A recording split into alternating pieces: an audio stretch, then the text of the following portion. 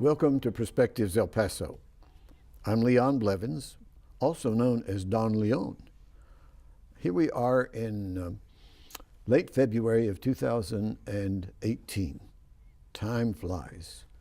Don Juan de Oñate led a Spanish expedition out of Mexico up into this area to claim this territory for Philip II of Spain. He moved on up from El Paso, moved through here from San Elizario up to around what used to be the Asarco plant area. And then he went on up to northern New Mexico, Espanola and Santa Fe, and set up the first capital in New Mexico for Spain. Well, as you can see, I've decorated the set today with the Spanish items. I have with me today a gentleman named Victor Reta. I was contacted recently about whether he could be on the show and talk about historical preservation, especially with regard to Socorro. Well, that brought back a lot of memories to me. Victor, welcome to the show. Good to have you here. Thank you for having me. Now, I didn't get to talk to you personally. It was a lady that called me and asked about you being on. Tell me a little about who you are and what your relationship is to this Socorro preservation. My name is Victor Manuel Reta Jr. I am the Historic Preservation Officer for the City of Socorro. I do work for the city in other capacities such as Public Relations Director, Special Events Director, and I oversee the Rio Vista Community Center. So historic preservation is deeply rooted within Socorro as well as within my day-to-day operation, seeing as how Rio Vista is a state antiquities landmark and is currently undergoing a capital improvement project, which is a historical rehabilitation project. Where is Rio Vista located? Rio Vista is located in the heart of City of Socorro. It's located at 901 North Rio Vista Road, right in front of the courthouse, adjacent to the substation. Okay. Well, tell me about what kinds of properties you're looking at that you definitely know need to be restored or saved. Time and weather do a lot of damage to these adobe buildings in our area. Some are gone forever. Correct. Some have been saved or restored, such as the old jail in San Elizario. But what are you looking at? What properties are you looking at trying to save now? So you definitely hit the nail on the head when you mentioned weather. We are in a valley, so water is a big concern for us and how we can preserve and protect not only our buildings, but our history from being eroded away. So adobe, like you mentioned, is crucial to protect it from water as it can be eroded away. The Rio Vista Community Center is a 16 complex building specifically of mixed material. It includes lime plaster, adobe, wood, and metal, all in the complex. So we have to preserve each building specific to its material. Aside from that building, we also have other historical properties, such as the courthouse, which is located right in front of us. But we're also looking at maintaining all of the houses and the heritage that are along the Mission Trail. Now, the Mission Trail extends all the way from El Paso, and it goes well into San Elizario. So in Socorro specifically, it's a 5.9-mile stretch of road or land that is right along Socorro Road in Socorro, Texas. And it includes businesses, homes, historical sites, the Socorro Mission, the cemetery, and so all of that road is specifically designated historical with that zoning. So what that means is that we're very well involved in the maintenance, protection, and preservation of the land, the buildings, the facade, and any kind of construction that they attempt to do on those projects or those buildings. You're a native El Pasoan? Correct. And where did you go to high school and college? And tell me about that. So I graduated from Bel Air in 2006, and then I went to UTEP to study organizational communication and business administration. And then I became involved with the City of Socorro in 2014.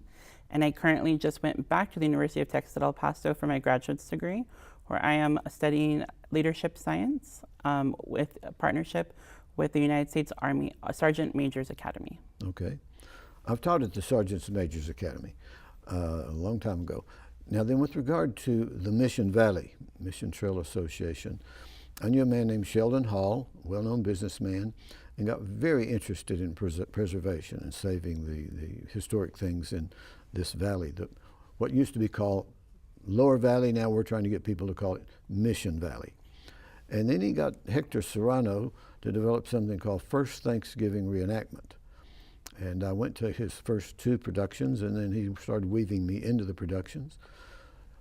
2002, 3, and 4, I believe it was, he dropped out of the production, and I directed it and ran the first Thanksgiving reenactment. Then he came back, and someone else is doing it now. I love the people of San Elizario and Socorro, and working with them on various projects. So now this is preservation project. It's not reenactment and public relations and calling attention to the history, but saving the history. Now, what kinds of things did you learn that help you to deal with these solutions to the problems that are there? One of the major things that I learned in tackling the issue of what is historical preservation is knowing that a lot of El Pasoans don't know what they have in their own backyard.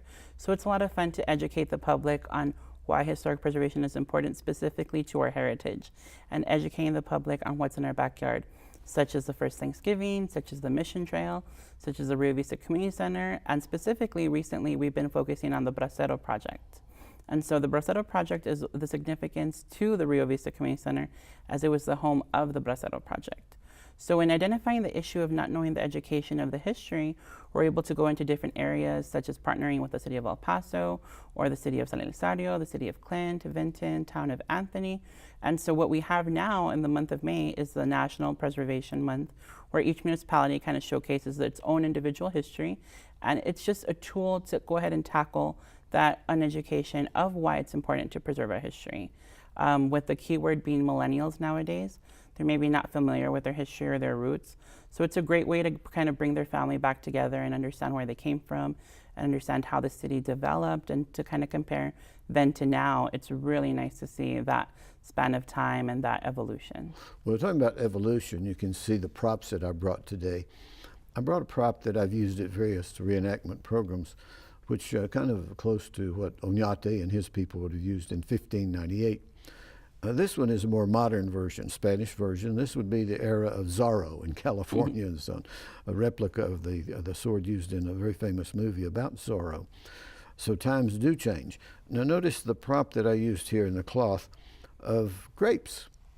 Very, very significant, of making wine, and the priests coming through, and the colonizers planting the vineyards and raising grapes. And some of this is making a comeback in our time now. Correct. And that's preservation too, isn't it? Right, and I'm glad that you mentioned that specifically about the grapes, because that reminded me about the priests and the mission. And part of the city of Socorro's mission in doing historical preservation is that we do a 360-degree encapsulation, meaning we try to incorporate a little bit of everything from our history to our current projects to our future projects into the city of Socorro's brand. So if you look at our logo, for example, it includes the mission, and it includes the symbolicism of all the crops that were grown when the mission was established, and which is crucial to our history in the city of Socorro. So it has the chili crop, it has cotton growers, and then it also contributes a little piece to our historical ancestors. So there's a bracero, there's a Native American, and then there's a conquistador that is also on our logo. So we kind of encapsulate the whole history of what happened on that land. And we kind of incorporate day to day, and not many people might notice that detail, but we're proud to have it as our history. I can give you an interesting little tidbit about the Bracero Program. I'm 80 years old, okay? And when I was in high school back in the 1950s, the first job I had was a grocery store, stocking in a grocery store and carrying groceries out to trucks and cars. And it developed that I began to see these trucks pull in with farm workers, Mexican farm workers on them. And we were about a block, the store was about a block from a courthouse. This was a town called Brownfield, south of Lubbock, Texas. And so these the Mexicans would jump off the trucks, owned and operated by the farmers, and then they would go over about a block away and sit under the shade trees around the courthouse. And so when they'd come back, and a few would be staying with the trucks, and we would load their groceries on. And the manager of the store, Gene Yeager, began to order Mexican products, masa harina and other kinds of things that the Mexicans were wanting. And I learned that they were called braceros. But I had no idea that their starting point in the United States was basically in Socorro, Texas. Mm-hmm. Until I came down here and taught here for several years, and then some people would say, did you know, when I'd mention the braceros in class, they'd say, did you know Socorro has a location, deteriorating buildings that are under restoration? I had no idea about that tie. Farm workers going all over the United States, feeding out of Mexico through El Paso. Right, so I'm glad that you brought that up. So the Rio Vista site is 1 out of 5 bracero processing sites. What that means is specifically in my office, for example, at Rio Vista, that complex, we process over 1 million braceros, meaning over 1 million people were processed through our doors, and they sometimes slept there no more than 3 days unless they were locally distributed to those farms here. But they've gone all over the United States to work in Montana, to work in Idaho, California, New Mexico, Arizona, and all the way east to Louisiana. And so it's great to see how our one local kind of gem impacted the whole United States. And the other 5 have been scattered throughout California, other parts of Texas. However, Rio Vista is proud to say that we're the only one left standing and that we're the only one that's being preserved today. Oh my goodness.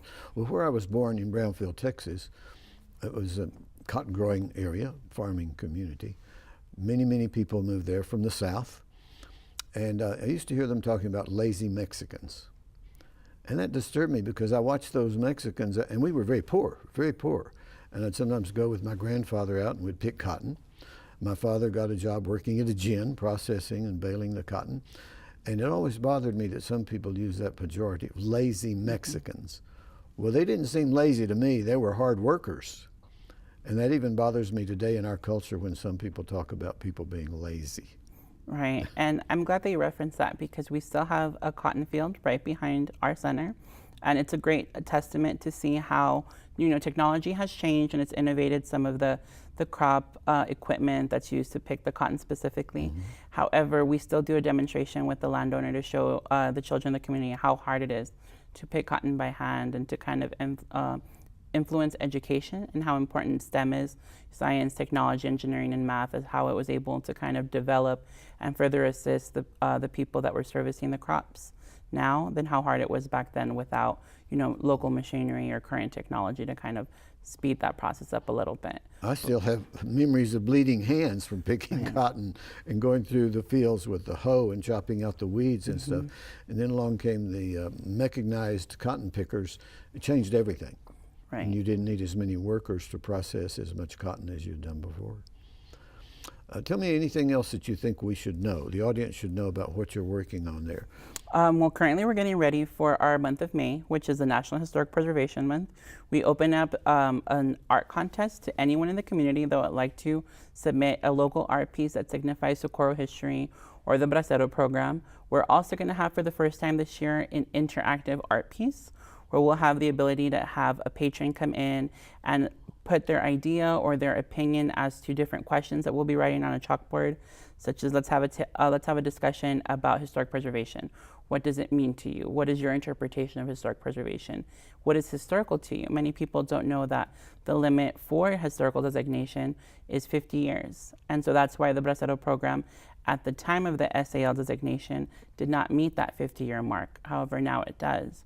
So knowing that 50 years is kind of an endangering time that we're losing our history, 50 years is much the age of our parents and then well over our grandparents. So it's preserving their story and their history. And it's important to have those conversations. So that's going to be involved in our art piece in May. We are also working on contributing a lot of the county efforts into our local community. The public may not know of the facade grants or the chain link removal grants, but we're very interested in letting the community know that there's money out there available to them to help remodel their home or remodel their surrounding structures. So we're very excited to incorporate that plan as well. Okay, you've already answered a question that I had coming up next about grants. Where do you get some of your funding? A lot of our funding, thankfully, came from the actual city of Socorro. City Council saw the gem that they had and saw the vision of creating the very first library in Socorro, which will be housed at the Rio Vista Community Center, as well as the overall need for maintenance. For many years, the city of Socorro did not have a historical preservation officer that was able to do maintenance on the historical adobe or correctly doing lime plaster.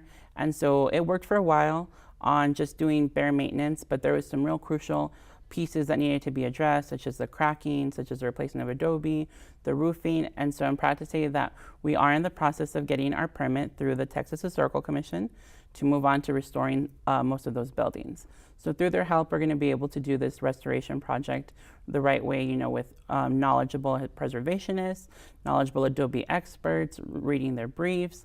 And we really want to go ahead and incorporate that back into the community by bringing in trade schools. We've noticed that trades are not necessarily as popular as they were before, and there is a great demand for the trades in this economy at the moment. I got active in 1998, the quadricentennial 400th anniversary of Don Juan de Oñate coming through into this valley area. And that's when I really got acquainted with a lot of the people down there. Irma Sanchez, I don't remember, she became mayor either of Socorro or San Elizario or something, and some of the others. And I discovered a place down there called the Bookery. Casa Ortiz, I believe, is the old house there, and the lady that runs the Bookery, a bookstore. And that's a historic house. You want to tell us anything about that? Correct. And also tying that back into your grants question, a lot of the projects that are in the houses right now are done through grants. So Casa Ortiz, also known as the Bookery, right now is doing income taxes. So we have this project where we want to incorporate as much knowledge into the community about these sites.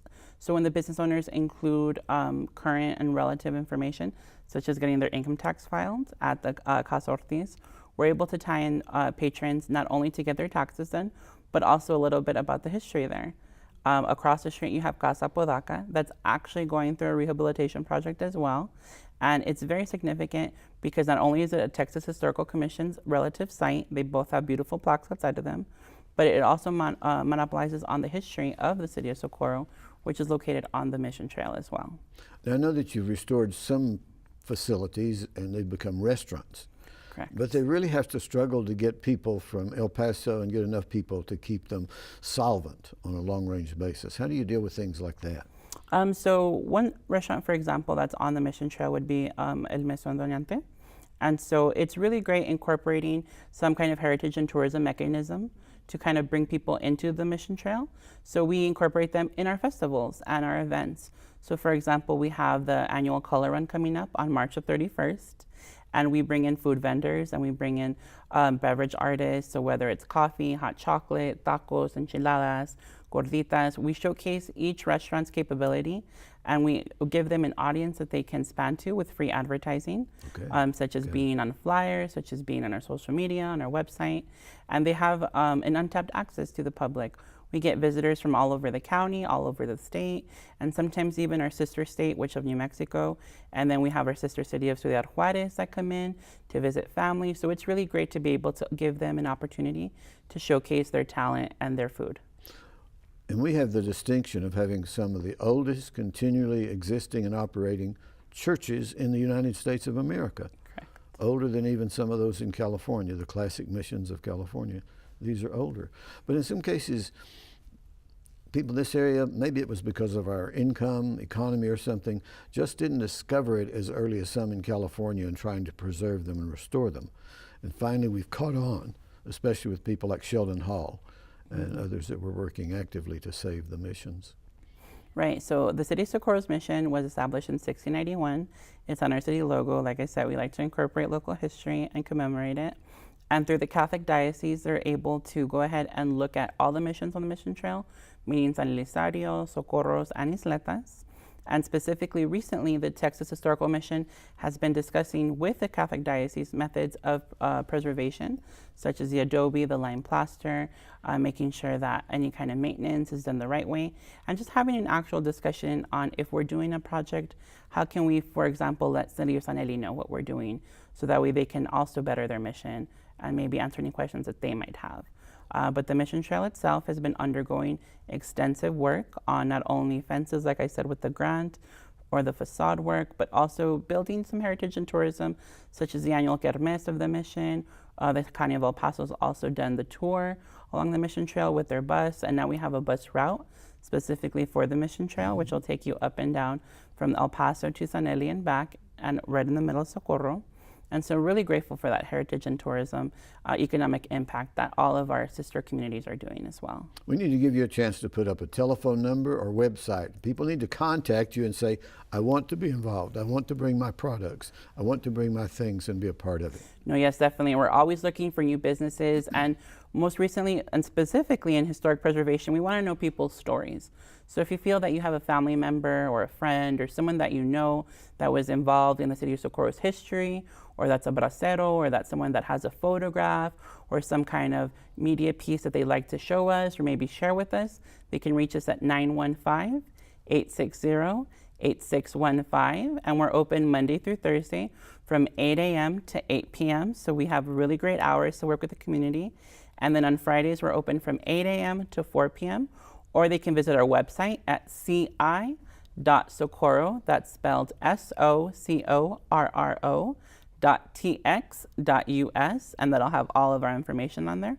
Or we're also really fans of Facebook, Twitter, and Instagram, where they can shoot us either a direct message or they can include our hashtag, or they can find us by our Twitter handle, which is @city_Socorro_Texas. Oh my goodness. Now I know why you got your job, because you can hold all those things in your head and repeat them.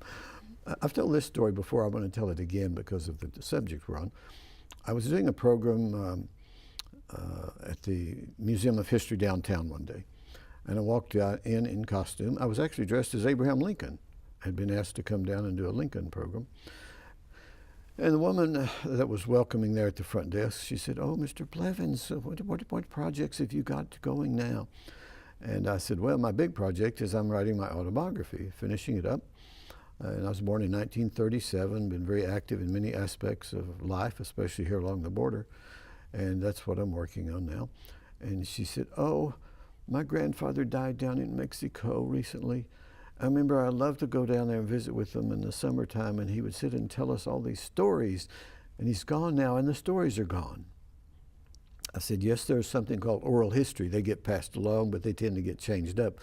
So it's really important for you and members of your family," and I've interviewed people on genealogy subjects here on this program, is to get some of it in print, get some of it written down. You may not have considered yourself really important, but you're important in your family. And so leave a little bit of a record about yourself and your children and grandchildren and your grandparents and aunts and uncles that were favorites in your family. And that's important. Don't you feel that's important? I do, and I'm glad you mentioned that, because we are working with our senior citizen community specifically. We have a great program at Rio Vista Community Center where we're doing a segment called Café con Leche, where we actually sit down with senior citizens. We give them a cup of coffee, and we have basically a conversation with them, and we want to know their stories. We want to know a little bit about them, what their family was like when they came to Socorro, if they migrated from another area or if they were born and raised there, how the city's grown and changed, how their family's seen the development of the streets and the infrastructure. Every little detail is important to us because we really do care about our senior citizen community, and they have amazing stories to share with us, and we're happy to listen.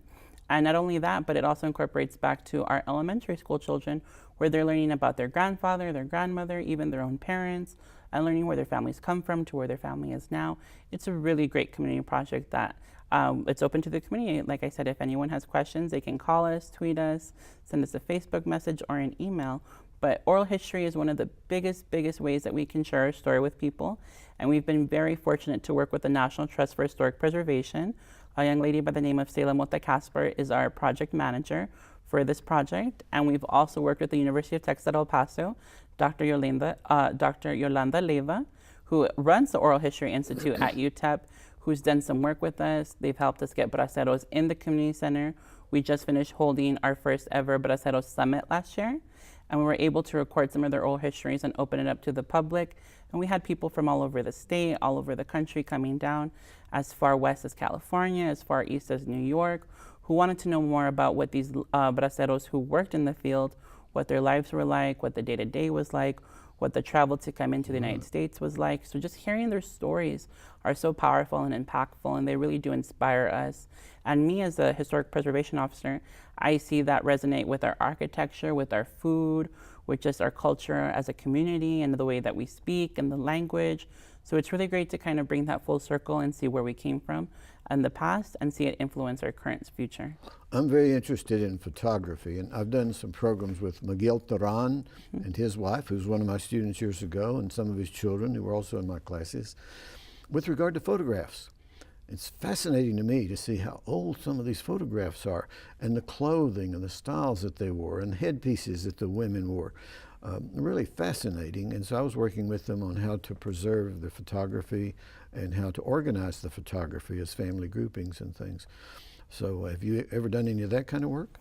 Last year, for our first ever art show, we had photography, black and white and color, mixed media. And so it's very interesting to see, you know, what a child will capture with a digital camera as where one of our senior citizens will capture on film. And to see the same site exposed so many years later and kind of see how it's changed and how it's developed, that was a really good piece that we had, where we had, a senior citizen take a screenshot or a snapshot, I should say, of a field that is now still to this day a field that's operating as a farm, which is the cotton farm, but kind of see in the background all the different infrastructure that's gone up. There's now a El Paso Community College mission branch in the background. There's now the I-10 expansion. There's development in the city of El Paso to the west, as well as north of us, the development of the city of Horizon. And so it's really great to kind of see that while the bones are still there, outside of us, the community is definitely growing and developing. Oh, yes. So to see those two pictures side-by-side comparison was really great. And all the schools used to be south of the interstate.